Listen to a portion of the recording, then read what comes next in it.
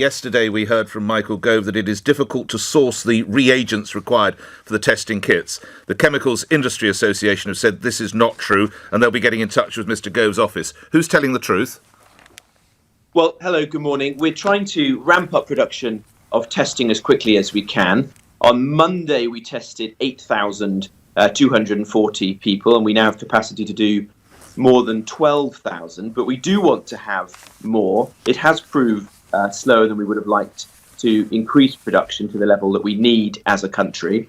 Reagents are an issue. As I understand it, we have access to some ingredients in the UK, but you need all of the ingredients together, and that has proved more of a challenge. And so some of the ingredients are being imported, and as you would expect in the nature of a global pandemic, demand is very high for them.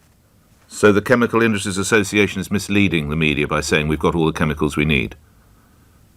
As I understand it, we don't have access to all of the ingredients that we need. We need some others, but I don't want to make any slight to the British chemical industry. They're working extremely hard to support us and to help us to produce the tests that we now need as a country. And we are starting to ramp up production quite significantly. We now have, as I say, capacity for more than 12,000. Within days, we expect that to be 15,000, and then we will move forward to our target of 25,000 by the middle of April, but there's more to be done.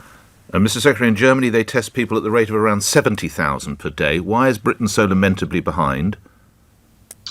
Well, there's a number of factors at play there. Testing is a crucial part of the UK's response, and we're working on multiple fronts to deliver additional testing capacity into the system. Germany has a large number of testing labs with, I think, well-developed pharma and biotech industries able to do this. We also have strengths in these fields, and we have other industrial strengths, as you've seen, for example, with respect to ventilators, where British manufacturers who didn't previously produce them have, within a matter of weeks, been able to get going and bring forward products. And we've just taken receipt of the first 30 British-made ventilators made by companies which previously made, very different products. And so British businesses are stepping up, but they do have different underlying strengths and infrastructure to some other countries like Germany. The message is clear. We need these testing kits. That comes through from you, from Michael Gove, and I'm sure from the Prime Minister. That being the case, why has this country sold £17 million worth of kits overseas? Why aren't we using them here? Well, we are working with the British manufacturers and encouraging them to sell us the kits that they have, and we will buy any test as long as it meets our standards. You're aware of a firm called Novacyt, are you, Mr Jenrick? You're aware of a firm called Novacyt? I have seen some reports from companies who are exporting products overseas. Well, why aren't we buying them for UK use? That's one that we are offering to purchase any testing kit that meets our standards, or ventilator, or other piece of essential equipment that's manufactured in the UK that we need to tackle coronavirus. Right. Just to run through the figures, Novacyt has made £17.8 million selling testing kit to 80 countries. Of that £17.8 million, £1 million has come from the UK. Again, why so lamentably low by this government? Well, I don't have the details of that manufacturer, but obviously our objective is to source as many testing kits as we possibly can. That is increasing, and we will hope to ramp up very significantly in the days ahead. The big change that we made this week is that we now have more than enough testing kits for those individuals who are in critical care. And so we're able now, which has been the priority up to this point, so we are now able to test NHS staff. And this weekend we tested 900 NHS staff, and I hope that will increase very significantly with the additional 5,000 or 6,000 kits that will be available every day this week. Lastly, Mr Jenrick, I appreciate you coming on the line, and my listeners, let me assure you, they realise this is, for many of them, they've never endured it, akin to a war, but they are starting to question the level of candour that is coming from your government as regards testing kit, as regards chemicals, and whether these reagents are about. Are you aware that there will be a line over which you will possibly accidentally tread, and they won't believe a word you and your colleagues are saying?